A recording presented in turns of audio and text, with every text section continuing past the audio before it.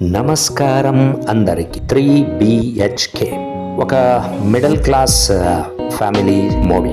Middle class ఒక ఇల్లు సొంతంగా ఉండాలని పడే తపన, పట్టుదల క్లియర్గా చూపించారు.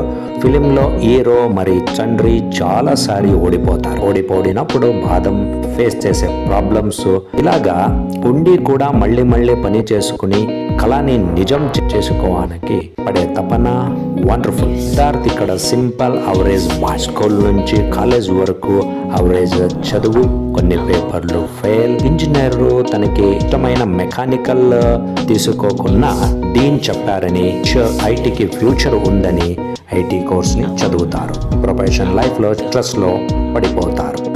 మంచి సంబంధం అని, డాటర్కి ఫ్యూచర్ బాగుంటది అని ఇల్లు కోసం ఉన్న అన్ని డబ్బుతో గ్రాండ్గా పెళ్లి చేసేస్తారు. కానీ అక్కడ డొమెస్టిక్ వైలెన్స్, కొడితే మాత్రమే డొమెస్టిక్ వైలెన్స్ అవుతుందా అనే ఆర్తి మాట ప్రస్తుత సమాజంలో డొమెస్టిక్ వైలెన్స్ సైలెంట్గా ఎలా క్రూరత్వం రూపంలో ఉందని మనందరూ తెలుసుకోవాలి. మనందరూ అంతే, అడ్జస్ట్ అయిపోతాం. ఫ్యూచర్ బాగుంటుందని ప్రజెంట్లో చాలా కష్టం పడతావు. ప్రజెంట్లో ఎవరు జీవించడం.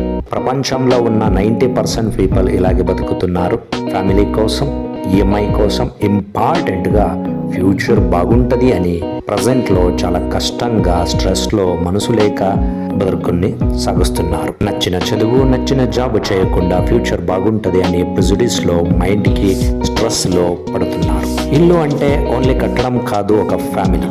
అక్కడ జీవితం ఉంటుంది, చాలా మెమొరీస్ ఉంటుంది. శరత్ కుమార్ ఈ ఫిలింలో మిడిల్ క్లాస్ ఫ్యామిలీ లైఫ్లో ఒక యజమానం అనుభవించే బాధ, కష్టం అన్ని పర్ఫెక్ట్గా పర్ఫార్మెన్స్ చేశారు.